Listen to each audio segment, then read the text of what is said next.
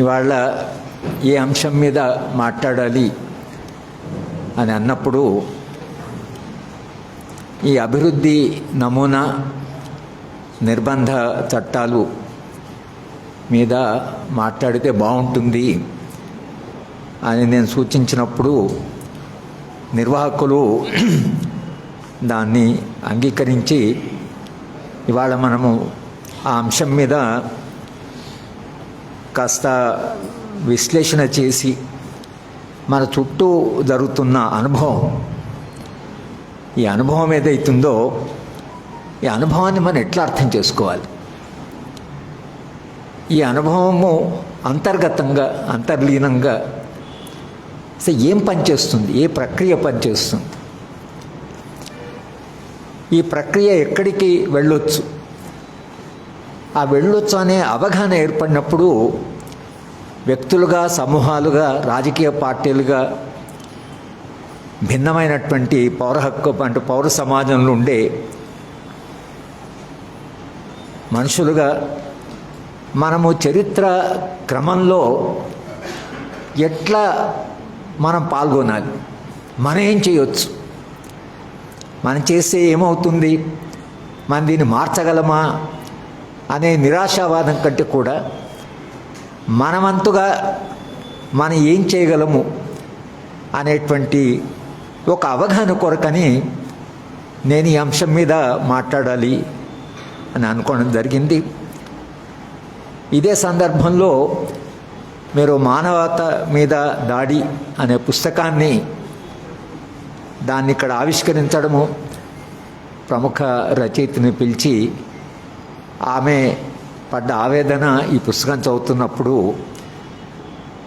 ఆ ఆవేదన ఆమె మాట్లాడుతుంటే గుజరాత్లో ఈ సంఘటన జరిగిన తర్వాత ఈ మొత్తం మానవ హననం హైదరాబాద్లో నిజ నిర్ధారణ కమిటీలు ఏవైతే గుజరాత్ వెళ్ళాయో వాళ్ళు,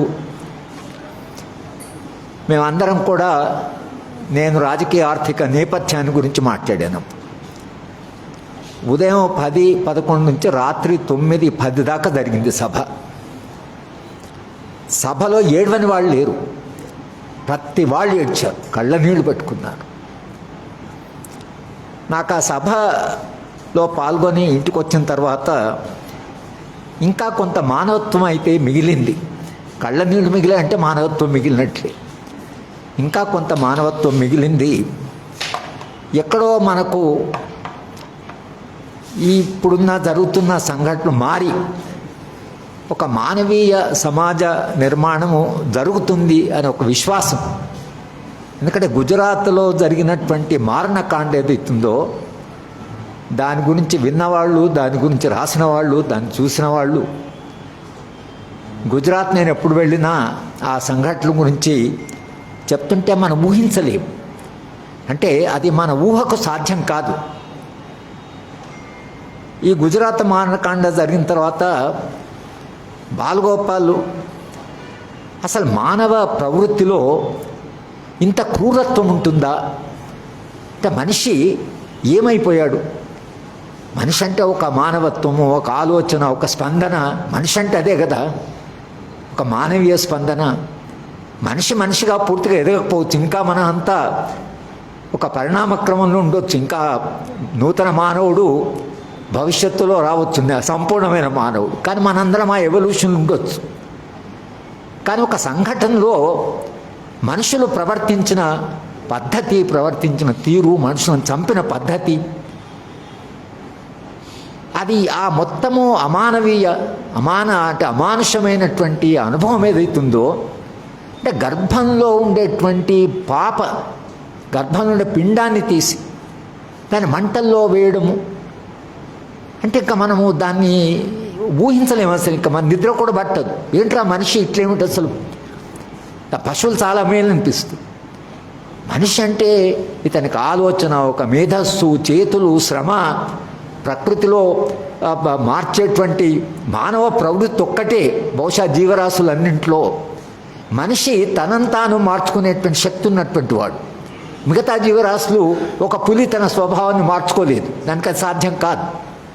కానీ మనిషి అన్నవాడు తన మానవ ప్రవృత్తిని నేను చెడ్డవాడిని అయితే మంచివాడుగా కావడం కొరకు నాతో నేను పోరాటం చేసే శక్తి మనిషికి ఉంది.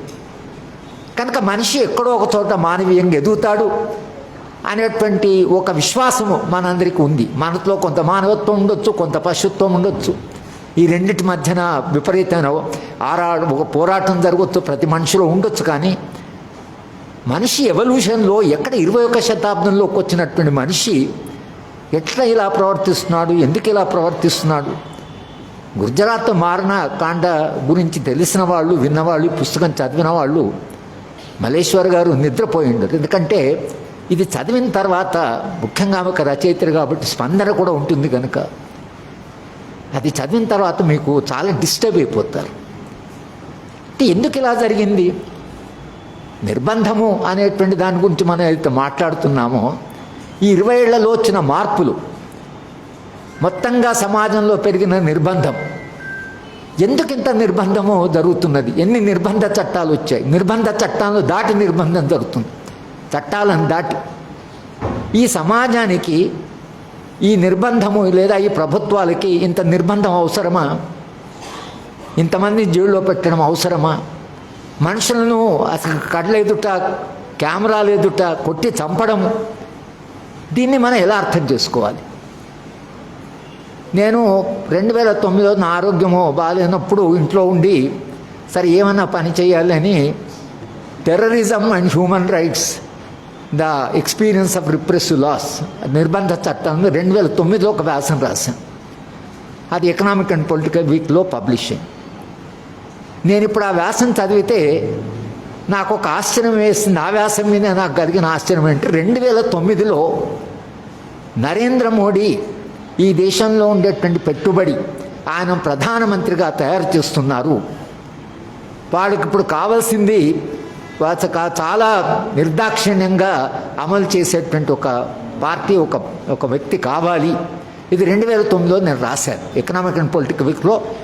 నరేంద్ర మోడీ దేశానికి ప్రధానమంత్రిగా ఈ దేశంలో ఉండే పెట్టుబడి ఆయనను ప్రొటెక్ట్ చేసి ఆయన ఒక ఇమేజ్ను ప్రొజెక్ట్ చేస్తున్నానని రాశాను. నేను అది మర్చిపోయిండొచ్చు, కానీ నేను ఇప్పుడు చదివితేనే 2009లో మనకి ఇది ఎలా తట్టిందంటే, ఈ అభివృద్ధి నమూనాను చూస్తే గుజరాత్ మోడల్ ఆఫ్ డెవలప్మెంట్ అని పెద్ద ప్రచారం జరిగింది ఎన్నికలు 2014. Gujarat model of development. నేను కూడా గుజరాత్ వెళుతుంటాను, ఎందుకంటే గుజరాత్ సెంట్రల్ యూనివర్సిటీలో నేను చాలా కాలంగా వాళ్ళ ఎగ్జిక్యూటివ్ కౌన్సిల్లో ఉన్నాను. ఆ గుజరాత్కి వెళ్ళినప్పుడల్లా గుజరాత్ మోడల్ ఆఫ్ డెవలప్మెంట్ అంటే నాకే అనుమానం వచ్చింది, ఏంట్రా నిజంగా గుజరాత్ ఇంత అభివృద్ధి చెందిందా అని. మళ్ళీ నేను గుజరాత్ వెళ్ళినప్పుడు గుజరాత్ గాంధీ విద్యాపీఠకి వెళ్ళి అక్కడ చాలామంది విద్యార్థులని అక్కడ ఉన్నవాళ్ళు పిలిస్తే, ఒక 56-57 మంది విద్యార్థులు వస్తే ఒక రోజంతా వాళ్ళతో మాట్లాడితే, ట్రైబల్ ఏరియాస్ నుంచి, ఆదివాసీ ఏరియాస్ నుంచి వచ్చిన వాళ్ళు, ఏం లేదు సార్ మా ట్రైబల్ ఏరియాస్లో చాలా అన్యాయంగా ఉంది, పరిస్థితి చాలా దుర్మార్గం ఉందని వాళ్ళు చెప్తున్నారు. దళితులు, అసలు దళితుల పరిస్థితి ఏమిటి? గ్రామాల్లో పెళ్లి చేసుకున్న అబ్బాయి లేదా పెళ్లి జరుగుతున్నప్పుడు గుర్రం మీద అసలు మీరు అక్కడ పోతే మీకు దెబ్బలు పట్టట్లే అని చెప్తున్నారు. అంటే ఎవరిని అడిగినా ఆ పిల్లలు ఎవ్వరు కూడా చాలా గుజరాత్లో అంత హనీ, ఏదో పాలు తర్వాత తేనె ప్రవహిస్తున్నది, లేకపోతే అక్కడ ఏదో అద్భుతం, కానీ మీడియా అట్లా ప్రొజెక్ట్ చేశారు, ఏదో అద్భుతం జరిగిపోయింది. నాకు అనుమానం వచ్చి నేను ఏం చేశానంటే గ్రామాలకు వెళ్ళాను. గ్రామాలకు వెళ్తే స్కూళ్ళు సరిగా నడవడం లేదు, టీచర్స్ లేరు. ఒక 10th క్లాస్ అమ్మాయి 9th క్లాస్కు చదువు చెప్తోంది, అందరి పిల్లలు కింద కూర్చున్నారు. ఒక హాస్పిటల్, చాలా ప్రముఖమైన హాస్పిటల్, అదంతా ఒక పాడుపడ్డటువంటి హాస్పిటల్గా మారింది. కానీ గుజరాత్కు వెళ్ళి చూడని వాళ్ళు మీరు బయట ప్రచారాన్ని చూస్తే మాత్రము అక్కడేదో అద్భుతం జరిగిపోయిందని చెప్పి ఈ దేశానికి గుజరాత్ మోడల్ ఆఫ్ డెవలప్మెంట్ కావాలి అని అసలు మాట్లాడడం మొదలుపెట్టారు. ఏంటి గుజరాత్ మోడల్ ఆఫ్ డెవలప్మెంట్? అక్కడ ఏం జరిగింది అంటే, అక్కడ ఏమో ఒక అద్భుతం జరిగిందనేది ఏదైతే ఉందో అది ఒక ట్రేడింగ్ కమ్యూనిటీ. వాళ్ళు చాలా ముందు అడ్వాన్స్డ్గా ట్రేడింగ్ కమ్యూనిటీ. వాళ్ళు ఆఫ్రికాకు వెళ్ళారు, అట్నే గాంధీ గారు ఆఫ్రికాకు పోయాడు కనుక దానికి ఒక హిస్టరీ ఉంది. కానీ ఆ మోడల్ ఆఫ్ డెవలప్మెంట్లో మనిషి ఎక్కడున్నాడు అంటే, మోడల్ ఒక అభివృద్ధి నమూనాకి మీరు రెఫరెన్స్ పాయింట్ మనిషి అని ఒకవేళ మీరు తీసుకుంటే, మనిషి ఎట్లా ఉన్నాడు అనేటువంటిది మనం ప్రమాణంగా తీసుకుంటే అప్పుడు మనకు వచ్చే అవగాహన వేరు. సంపద చాలా ఉండదు, దేశంలో సంపద చాలా పెరిగింది. స్వాతంత్రం వచ్చినప్పుడు 40 లక్షల కోట్లున్న సంపద ఇవాళ 200 లక్షల కోట్లు దాటింది. భారతదేశంలో సంపద బాగా పెరిగింది. ఆ సంపద పెరిగి 200 లక్షల కోట్లైనటువంటి సమాజంలో మనం ఇప్పుడు జీవిస్తుంటే మన అనుభవం ఎట్లా ఉంది? 200 లక్షల కోట్లైనప్పుడు, సంపద పెరిగినప్పుడు మానవ జీవితం మారాలి కదా, ప్రమాణాలు మారాలి కదా, మనిషికి మరింత అవకాశాలు రావాలి కదా, భద్రత పెరగాలి కదా, మనుషుల మధ్య సామరస్యం పెరగాలి కదా, సమిష్టి జీవన ఇది స్పృహ పెరగాలి కదా. మనిషి పెరగడం అంటే అదే కదా. కానీ ఇవాళ మీరు సమాజంలో చూస్తున్న అనుభవాన్ని చూస్తే అసలు భార్య భర్తను చంపుతుంది, భర్త భార్యను చంపుతున్నాడు, ప్రియురాలు పేరు చెప్పి ఆ భర్తను చంపుతున్నారు, తల్లులు పిల్లల్ని 4వ ఫ్లోర్ నుంచి నిన్ననో మొన్న వార్త వచ్చింది, ఆమె చిన్న పిల్లోడు, వాడు 2 పిల్లవాడిని కిందకు పడేసింది. తల్లి ప్రేమ గురించి, తల్లి అనురాగాన్ని గురించి, తల్లి గురించి మనం ఎంత మాట్లాడుతాం, అమ్మ గురించి మాట్లాడితే ఆ అమ్మ ఏ పరిస్థితిలో, ఏ మానసిక స్థితిలో, ఆమెకి ఎంత ఫ్రస్ట్రేషన్ ఉంటే తన సొంత బిడ్డని పైనుంచి కిందికి పడేస్తారు. ఏమైపోయింది మనిషి అనేటువంటి ప్రశ్న వస్తుంది. మానవత్వం మీద దాడి అని మనమైతే అంటున్నామో ఆ లోపల మనిషి ఏమయ్యాడని, ఈ మనిషి ఏమయ్యాడని మీరు గుజరాత్ మోడల్ ఆఫ్ డెవలప్మెంట్ చెప్పి దేశమంతా మోడల్ ఆఫ్ డెవలప్మెంట్ తీసుకొస్తాం అనేదైతే అంటున్నారో దాన్ని మీరు అంతర్లీనంగా, మార్క్స్ ఒక మాట అంటాడు, ఈ what is obvious coincides with essence of things, knowledge is superfluous. అంటే పైన మనం చూసే అనుభవమే అది నిజమైన సామాజిక వాస్తవం అయితే జ్ఞానమే అనవసరం. మన అనుభవమే నిజమైతే జ్ఞానమే అనవసరం.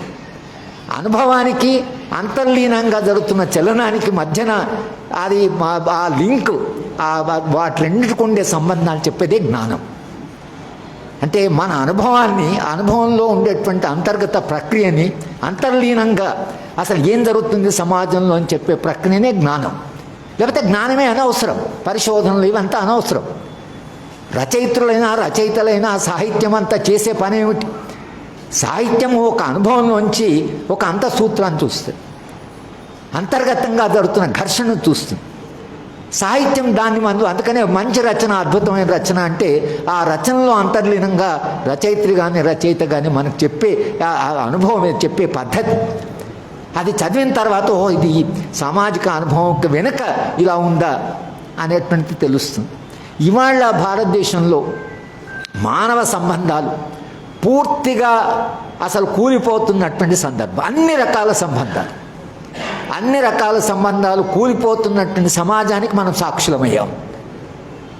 పత్రిక చదివితే మీకు అసలు ఆ పత్రిక అయిపోయే లోపల మీ మనసంతా కకలావికలమవుతుంది తప్పించి ఏదో పర్వాలేదు వాళ్ళకి వార్త, మంచి వార్త వచ్చిందని నేను పత్రిక నిండా వెతుకుతుంటా, ఎక్కడైనా మానవీయమైన, ఎక్కడైనా ఒక మంచి అనుభవం ఉందా. చూస్తే పోరాటాలు చేసేవాళ్ళు, త్యాగాలు చేసేవాళ్ళు, అదొక అనుభవం ఉంది. కానీ మన చుట్టూ ఉండేటువంటి మనుషుల మధ్యన ఉండే సంబంధాలు ఎంత కూలిపోతున్నాయి మన కళ్ళ ముందరే. ఎందుకు ఇలా జరుగుతుంది అంటే ఎందుకు మనుషుల మధ్యన ఉండేటువంటి ఈ మానవ సంబంధాలు, ఇప్పుడు మానవత్వం మీద దాడి అన్నప్పుడు ముస్లింల మీద అంత ద్వేషం ఎందుకు ఈ సమాజానికి అవసరం? లేదా హిందుత్వ పేరు చెప్పి లించింగ్ చేయడం ఏంటి, మనుషులను కొట్టి చంపడం ఏంటి? ఆవు పేరు మీద, అంటే పశువు కంటే మనిషి ఉన్నతమైన వాడు కాదా? ఆవు, మేము కూడా మా ఇంట్లో, నేను వ్యవసాయ కుటుంబం నుంచి వచ్చామంటే ఆవు చనిపోతే మా అమ్మ గట్టి ఏడ్చేది, పిల్లలు చనిపోయిన, మనిషి చనిపోయినట్లే ఏడ్చేది. పశువు మీద కూడా ప్రేమ ఉండొచ్చు పశువు పట్ల, కానీ పశువు కంటే మనిషి అసలు ఎంత కాదన్నా మనం మనుషులం. కానీ పశువు కొరకని మనుషులను చంపడం అనేది ఇది ఎట్లా మనం అర్థం చేసుకుంటామనేది కూడా మనకు ఒక సంక్లిష్టమైనటువంటి సమస్య. భారతదేశానికి వచ్చేవరకు ఈ అభివృద్ధి మీరు చూడడం, ఇప్పుడు జరుగుతున్నటువంటి సామాజిక సంక్షోభము, ఈ సంక్షోభంలో కూలిపోతున్న మానవ సంబంధాలు, వీటిని ఎలా అర్థం చేసుకోవాలి అనేటువంటిది ఇవాళ మన ముందు ఉండేటువంటి సవాలు. స్వాతంత్రోద్యమ కాలంలోనే నిజంగా ఏ స్వాతంత్రోద్యమైనా మౌలికంగా సామాజిక సంబంధాలని మార్చి ఉన్నతమైనటువంటి సామాజిక సంబంధాల వైపు దారితీయాలి. స్వాతంత్రోద్యమం అంటే దాని అర్థం అదే. కానీ మన స్వాతంత్రోద్యమ కాలంలో ఒకవైపు ఆదివాసీల పోరాటాలు, ఒకవైపు ట్రేడ్ యూనియన్స్, తర్వాత వాళ్ళ పరిశ్రమలో పనిచేసే శ్రామికుల పోరాటాలు, బాబాసాహెబ్ అంబేద్కర్ ఆయన నాయకత్వంలో దళితుల పోరాటాలు. బాబాసాహెబ్ చాలా సమగ్రంగా రాశాడు, కానీ దళితుల పోరాటాలు, ఇట్లా ఎన్నో రకాల పోరాటాలు జరిగాయి. గాంధీ గారి నాయకత్వంలో మెయిన్ స్ట్రీమ్లో పోరాటం జరిగింది. ఆ కాంటెక్స్ట్, ఎందుకంటే మనిషి మారడానికి, సమాజం చాలా తీవ్రమైన చలనం ఉన్నప్పుడు మనిషి మారడానికి ఒక అవకాశం ఉంటుంది. ఆ చలనం ఎప్పుడైతే వచ్చిందో, స్వాతంత్రోద్యమం అంటే మనిషి అసలు ఒక ఉన్నతమైన మనిషి ఎదగాలి. ఉద్యమం నుంచి ఎదిగితేనే సమాజం నాగరికత ముందుకు పోతుంది. కానీ మన స్వాతంత్రోద్యమ కాలంలో కుల వ్యవస్థ, అంతరాలు, ఆర్థిక అసమానతలు ఇవన్నీ కూడా మారాలి. అంటే ఆ మార్పు దాంట్లో భాగంగా రావాలి. స్వాతంత్రం వచ్చిన తర్వాత మార్పు వస్తుందనడం వేరు, స్వాతంత్రంలో మార్పు ఒక భాగం కావడం వేరు. తెలంగాణ ఉద్యమం అది చాలా చిన్న ఉద్యమం అనుకోండి. ప్రత్యేక తెలంగాణ ఉద్యమం జరుగుతున్నప్పుడు నేను కూడా ఉపన్యాసాలు ఇచ్చేవాడు. అక్కడక్కడ వెళ్ళి ఉపన్యాసాలు ఇచ్చినప్పుడు నేను అందరిని అడిగేవాడు, తెలంగాణ వస్తే దళితుల ఆత్మగౌరవం పెరుగుతుందా, మహిళల పట్ల గౌరవం పెరుగుతుందా, ఆదివాసుల జీవనాలు మారుతాయా అని అట్లా సభలో అడిగేవాడిని. నేను వరంగల్ వెళ్ళి వస్తుంటే అమ్మాయిలు, ఇంటర్మీడియట్ అమ్మాయిలు కూర్చొని వాళ్ళు ఒక ధారణా చేస్తుంటే మమ్మల్ని కూడా ఆపారు. మాట్లాడేసరి మా మేడం కూడా మాట్లాడింది, నేను కూడా మాట్లాడి, ఎందుకమ్మా మీరంత ఇక్కడ ధారణకు ఉంటే తెలంగాణ కావాలి సార్ అన్నారు. అంటే మేమన్నాను, తెలంగాణ వస్తే కట్నపు చావులు ఉండవా, స్త్రీల మీద వేధింపులు ఉండవా, మీ అందరి జీవితాలు మరింత మెరుగ్గా వస్తాయా అని అడిగాను. అంటే అవన్నీ ఎందుకు సరిపో మనకు తెలంగాణ అంటే, తెలంగాణ వస్తే ఏందమ్మా మీరు ఇక్కడ ధారణా కూర్చున్న తెలంగాణ వస్తుంది, వచ్చి మళ్ళీ అవే వేధింపులు అదే ఉంటే నీకు తెలంగాణ వస్తే నీకేం లాభం, నీకేం ప్రయోజనం అంటే అమ్మాయిలు అడిగారు. సార్ మరి ఏం చేయమంటారు సార్ అంటే, కట్నాలు లేని తెలంగాణ, మహిళను గౌరవించే తెలంగాణ అక్కడ రాయండి, ఇక్కడ ఇది రాయండి. మగపిల్లలు ఎవరు వచ్చిన టెంట్కి సంతకాలు తీసుకోండి, మేము కట్నం తీసుకొని తెలంగాణ వచ్చిన మేము మారుతాం అని రాసుకోండి. లేకపోతే ఏమమ్మా అదే తెలంగాణ వస్తే తెలంగాణ వచ్చిందని ఉండొచ్చు, కానీ ఆ తెలంగాణ ఒక భిన్నమైన తెలంగాణ. ఎందుకంటే ఉద్యమ కాలంలో మారడానికి అవకాశం. స్వాతంత్రోద్యమ కాలంలో ఏమైపోయిందంటే బేసిక్ స్ట్రక్చర్ను ముట్టకుండా, సామాజిక నిర్మాణాన్ని దాని మూలాలకు పోకుండా, వలస పాలన పోతే చాలు అంటే పోయారు వాళ్ళు. బ్రిటిష్ వాడు పోయాడు. కానీ నాకు ఏమంటుంది అంటే, అందుకనే స్వాతంత్రోద్యమం అనేది ఒక హాఫ్ ఫినిష్డ్ టాస్క్. వచ్చింది, వలస పాలన పోయింది, స్వాతంత్రం వచ్చింది. ఎవరి స్వాతంత్రం మన వాళ్ళు పరిపాలిస్తున్నారు. కానీ బెండిన్ గ్యాంజెస్ అనే పుస్తకంలో, అలే ట్రైన్ టు పాకిస్తాన్ పుస్తకంలో 3-4 నవళ్ళు ఏవైతే స్వాతంత్రోద్యమ కాలం వచ్చిందో, ఎవరో ఒక పేదవాడు ఒక దేవాలయం ముందు పడుకున్నాడు. 15th ఆగస్ట్ రోజు స్వాతంత్రం అనౌన్స్ చేశారు. ఒక మనిషి ఎక్సైట్ అయిపోయాడు, పరిగెత్తపోయి లేకపోతే మన దేశానికి స్వాతంత్రం వచ్చింది అంటే ఆ మనిషి అడిగాడు, స్వాతంత్రం వచ్చిందంటే నాకేమని వస్తుందా అని అడిగాడు. నీకేమో ఏమొస్తుంది, కానీ స్వాతంత్రం వచ్చింది. అయితే వస్తే ఇక మన కన్యాశుల్కంలో అయితే స్పష్టంగానే టాంగా వాడు అతను గిరీశం వచ్చి మాట్లాడుతూ దేశానికి స్వాతంత్రం రాబోతుందంటే, టాంగా వాడంటే మన ఊళ్ళో ఉండే హెడ్ కానిస్టేబుల్ ఉంటాడు, అవి ట్రాన్స్ఫర్ అవుతాడు. వాడి బాధ అంతా హెడ్ కానిస్టేబుల్, వాడు బ్రిటిష్ వాడు కాదు. వీడి హెడ్ కానిస్టేబుల్ పోతే అదే వేదన, అదే వేధింపు, అదే నిర్బంధం. అంటే మీకు స్వాతంత్రం వచ్చినంటే ఆ స్వాతంత్రోద్యమాన్ని మనం ఇప్పుడు అసెస్ 75 ఏళ్ల తర్వాత మనం మళ్ళీ వెనక్కి చూసుకుంటే ఎక్కడ మనం పొరపాటు చేసాం, ఎక్కడ మనము అసలు దేశ అభివృద్ధిలో మనం ఏ దిశగా పోవాలో ఆ దిశలో ఎందుకు పోలేదు, దారి ఎక్కడ తప్పాం అనేది మనం అసెస్ చేసుకుంటే వచ్చే 75 ఏళ్ళు ఏం చేయాలి, ఈ తర్వాత 100 ఏళ్ళు 150 ఏళ్ళు అప్పుడు ఇంతకంటే మెరుగైన మానవీయమైనటువంటి ఒక దేశం వస్తుందా, ఒక సమాజం వస్తుందా అనేటువంటి ప్రశ్న మనం అడగవచ్చు. వాళ్ళు చాలా వజ్రోత్సవం అని చాలా పెద్ద ఎత్తున స్వాతంత్రోద్యమం చేస్తున్నారు. మీరు స్వాతంత్రోద్యమం సరే, స్వాతంత్రం వచ్చింది కాబట్టి అందరూ పండుగ చేసుకోవచ్చు, జెండా ఎగిరేయచ్చు అని చేయవచ్చు. కానీ అడగవలసిన ప్రశ్న ఏమిటంటే ఈ 75 ఏళ్లలో వచ్చినటువంటి అభివృద్ధి ఏం జరిగింది? మీరు 1950లోనే నెహ్రూ గారు ఒక లిబరల్, ఆయనకు కొంత కాకున్నా కొంత ఆయన డిస్కవరీ ఆఫ్ ఇండియా చదివినా కొంత సోషలిస్ట్ భావజాలం ఉంది, సోవియట్ యూనియన్ ప్రభావం ఉంది, ఆయన మీద ఈ ప్రభావాలన్నీ ఉన్నాయి. ఆయన ఆటోబయోగ్రఫీ అన్నా మనకు స్పష్టంగా తెలుస్తుంది. ఆయన రాసిన పుస్తకంలో సమాజాన్ని సంపూర్ణంగా మార్చేది ఒకవేళ మనం మార్చలేకపోతే మతము, తర్వాత మార్క్సిజం అని ఒకటి రాశాడు ఆయన. అంటే మతము ఒక ప్రాపంచిక దృక్పథాన్ని ఇస్తుంది. పుట్టినప్పటి నుంచే చచ్చేదాకా ఏం చేయాలి, ఎట్లా ఉండాలి, ఏం చేయాలి, అది ఒక మతం, ఒక జీవన విధానాన్ని నిర్వచిస్తుంది. నెహ్రూ గారు రాస్తూ మతము ఒక జీవన విధానాన్ని నిర్దేశిస్తుంది. ఒకవేళ మతం అంటూ మనిషి దాటితే దానికి ప్రత్యామ్నాయం ఏంటంటే మార్క్సిజం అని రాశాడు నెహ్రూ. అంటే నెహ్రూ అది ఎందుకంటే మార్క్సిజం కూడా ఒక సమగ్రమైన ఒక ప్రాపంచిక దృక్పథాన్ని ఇస్తుంది అనేటువంటి అవగాహన సెన్స్లో అది రాశాడు. కానీ అది రాసిన నెహ్రూ, తన లిబరల్ అనేటువంటి నెహ్రూ ఏదైతుందో, మీకు కేరళలో కమ్యూనిస్ట్ పార్టీ గెలిస్తే ఆ ప్రభుత్వాన్ని రద్దు చేశాడు. సెడిషన్ లా అంటే దేశ ద్రోహము అనేటువంటి చట్టం ఏదైతే దాని కింద గాంధీ గారిని, తిలక్ వీళ్ళు అందరిని అరెస్ట్ చేసి జైల్లో పెట్టారు. ఆ దేశద్రోహం అనే చట్టం సెడిషన్ లా అది పోవాలి కదా. స్వాతంత్రం వచ్చిన తర్వాత ఆ సెడిషన్ లా కంటిన్యూ అయింది. ప్రివెంటివ్ డిటెన్షన్ బ్రిటిష్ వాడు అది కంటిన్యూ అయింది. ఈ నిర్బంధము పోవాలి అని రాజ్యాంగంలో ఎందుకు రాయలేదు? ఈ చట్టాలని పోవాలని ఎందుకు రాయలేదు? అంటే ఎక్కడో ఒక చోట సమాజం పూర్తిగా సమగ్రంగా మారలేదని అవగాహన వాళ్ళకు ఉంది. కనుకనే వాడు ఏం చేశారంటే స్వాతంత్రం వచ్చిన తర్వాత కూడా కొంత నిర్బంధం, రాజ్యం అంటేనే దానికి ప్రధానమైన లక్షణము రాజ్యానికి ఉండేది నిర్బంధం. ఎందుకంటే మీరు ఏదైనా చేయొచ్చు, కానీ ఒక మనిషి ఇంకో మనిషిని కొట్టడానికి వీల్లేదు. అది ప్రమాణం, రాజ్యాంగం పెట్టే ప్రమాణం. కొడితే ఏం చేయాలి? మనం వెళ్ళి రాజ్యానికి కంప్లైంట్ చేస్తే రాజ్యము, కానీ తల్లి పిల్లలను కొట్టకూడదు అనేది చాలా దేశాల్లో చట్టం. తల్లి అది నా పిల్లవాడు, నేను పెంచాను, నేను 9 ఏళ్ళు మోసాను, నా పిల్లవాడిని నేను కొట్టడానికి లేదా వాడి తప్పు చేస్తుంటే చట్టం ఏమంటే కొట్టడానికి వీల్లేదు. కానీ కొట్టే అధికారం తల్లికి లేని అధికారం పోలీసు ఉంటుంది. వాడు ఎప్పుడైనా లాఠీ చార్జ్ చేయొచ్చు, గ్యాస్ పెట్టవచ్చు, నీళ్లు చల్లు. వాడి తల్లికి లేని అధికారం వాడికి ఎక్కడి నుంచి వచ్చిందంటే రాజ్యానికి ఆ మొనోపలి ఫోర్స్ అంటే నిర్బంధాన్ని ఉపయోగించేటువంటి క్యారెక్టర్ రాజ్యానికి, అంటే దాని స్వభావంలో ఉంటుంది, దానికి ఆ ఫ్లెక్సిబిలిటీ ఉంటుంది.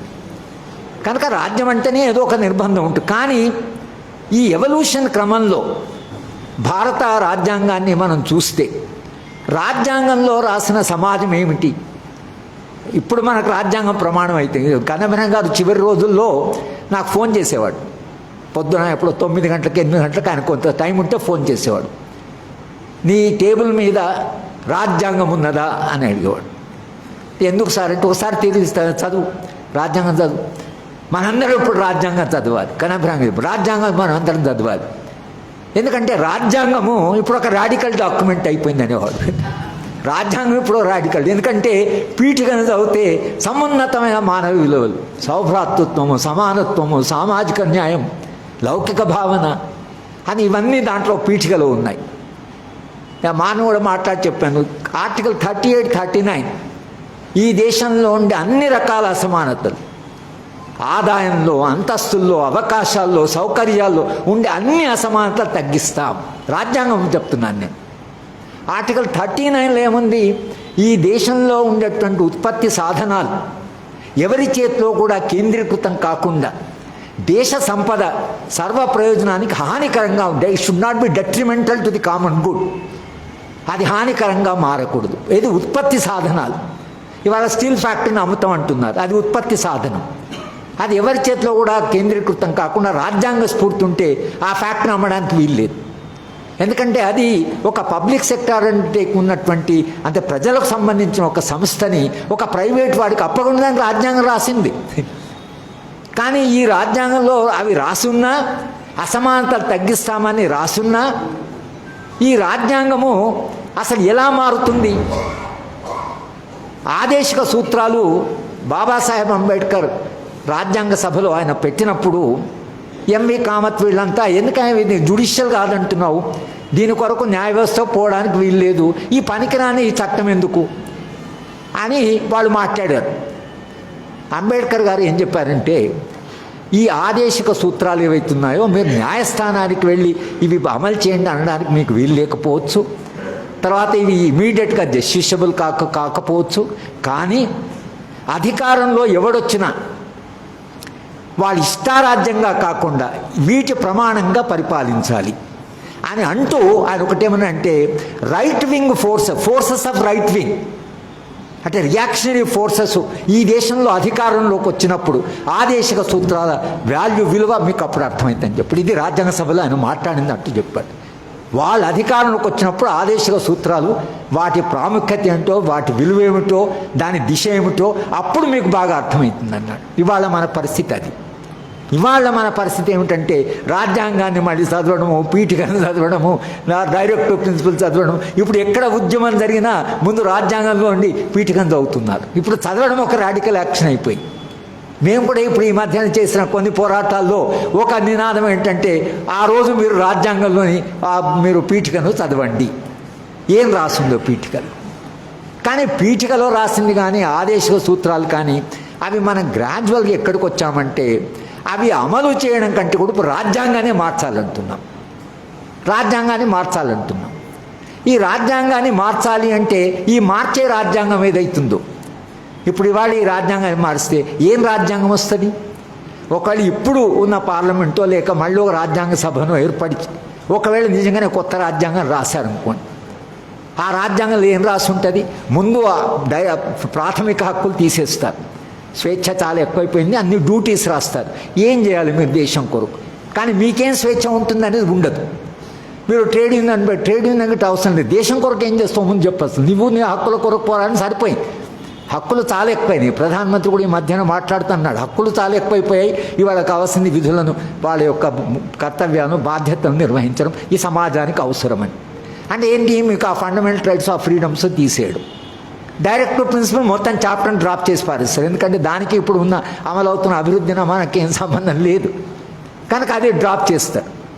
అది ఎందుకు ఇది జరుగుతున్నదంటే మీరు నిర్బంధ చట్టాల చరిత్ర చదివితే మీరు నిర్బంధ చట్టాలు 60లో నుంచి ప్రారంభమయ్యాయి. 60లో నుంచి ప్రారంభమై 70లోకి వచ్చాం. 70కి వచ్చేవరకు 71లో ఇందిరాగాంధీ గారు చేంబర్ ఆఫ్ కామర్సు ప్రతి సంవత్సరం వార్షికంగా జరుగుతుంది, ప్రధానమంత్రి పోవడం అదొక ట్రెడిషన్గా వస్తున్నది. 71లో ఆమె చేంబర్ ఆఫ్ కామర్స్ని అడ్రస్ చేసినప్పుడు చేంబర్ ఆఫ్ కామర్స్ అధ్యక్షుడు ఏమంటే, మేడం మీరేదో పేదరిక నిర్మూలన, దళితులు, ఆదివాసులు ఇవన్నీ మాట్లాడుతున్నారు, దేశ సంపద పెరగకుండా మీరు సంపద పంపిణీ గురించి మాట్లాడుతున్నారు, పేదల వాటా గురించి మాట్లాడుతున్నారు, మీకు సంపద పెరగకుండా ఏం పంచుతారు అని ఒక మాట అన్నారు. అంటే ఇందిరాగాంధీ గారు లేచేమన్నారంటే, సంపద ఎంత పెరిగితే దాని లిమిట్ ఏమిటి, సంపద ఎంత పెరిగితే దాంట్లో వాటా ఇవ్వడానికి మీరు సిద్ధంగా ఉన్నారో ముందు చెప్పండి. ఇప్పుడు కాకపోతే ఇంకా కొంతకాలం ఆగుదాం, కానీ సంపద ఈ స్థాయి పోయిన తర్వాత పంచడం అనేది ప్రారంభం కావాలని మీరేంటో చెప్పండి. దేశంలో అసంతృప్తి పెరిగింది, ప్రజల్లో అసంతృప్తి పెరిగింది, దేశవ్యాప్తంగా ఉద్యమాలు జరుగుతున్నాయి, దేశవ్యాప్తంగా పోరాటాలు జరుగుతున్నాయి, autonomy movements, secessionist movements, identity movements, Naxal movement అన్నీ అదే సందర్భంలో వచ్చాయి. ఇన్ని ఉద్యమాలు వస్తున్నాయి, ఇంత అసంతృప్తి సమాజంలో ఉంది. మీరు సంపదను ముట్టడానికి వీల్లేదంటే ఈ అసంతృప్తి పెరిగితే మీ దృష్ట్యా మీ శ్రేయస్సు దృష్ట్యా నేను చెప్తున్నాను, ఇప్పుడు కొంత మన వాటా ఇవ్వకపోతే ప్రజలు ఇక సహించరు అని ఆమె చెప్పి చెప్తే బిర్లా లేచి, మేడం గాంధీకి ఒక దూరదృష్టి ఉంది, కొంత మనం ఈ పావర్టీ పేదరికం తగ్గించడానికి మనం కొంచెం ఒప్పుకోవాల్సి వస్తుందేమో అని బిర్లా అన్నాడు. ఇది 71లో. 74, 75కి వచ్చేవరకు ఈ దేశంలో ఉండే సంపన్నులకి అనుమానం రావడం ఇవేం చేస్తుందో అని. ఎందుకంటే nationalisation of bank, land reforms, monopoly restrictive product ఇవన్నీ పెడితే ఎక్కడికి తీసుకుపోతుందో దేశము అనేటువంటి వాడికి వచ్చిన భయం కదా. ఆమె నిజంగా తీసుకుపోవాలనుకుందా లేదా వేరే విషయం. ఎవరో భూస్వామి బీహార్ నుంచి ఈమెకు చిన్నప్పటి నుంచి పరిచయం అంట, అంకుల్ అనేదట. బేటీ ఏ క్యాకరే, మీరు ఏంటి అసలు ఏం మార్పు ఇవన్నీ ఏం చెప్తున్నావు అమ్మా, భూములు పంచుతావా అంటే ఆమె అడిగిందట, నీ భూమి ఏమైనా పోయిందా అంటే ఏం పోలేదు. మరి ఎందుకు నువ్వు వచ్చి అడుగుతున్నావు, భూమి పోయినప్పుడు రా, ఎక్కడ పోదు నీ భూమి నీ దగ్గర ఉంటుంది, కానీ ఇప్పుడు ఇది మాట్లాడడం చాలా అవసరం. అంటే కనీసం సంక్షేమాన్ని గురించి మాట్లాడు. పేదవాళ్ళకి ఏమైపోయిందంటే మా తల్లి మా అమ్మ తప్పకుండా అని వాళ్ళకు ఆశలు పెరిగాయి, తప్పకుండా ఏదో మార్పు వస్తుంది అనేటువంటి ఒక విశ్వాసం వాళ్ళకి కలిగింది. సంపన్నులకేమో భయం పట్టుకుంది. ఇది పాలించడమే సాధ్యం కాలేదు. Governance became difficult Indira Gandhi. అందుకని ఎమర్జెన్సీ వేసి ఎంత నిర్బంధం అంటే మొత్తంగా ఫండమెంటల్ రైట్స్ అన్ని సస్పెండ్ చేసింది.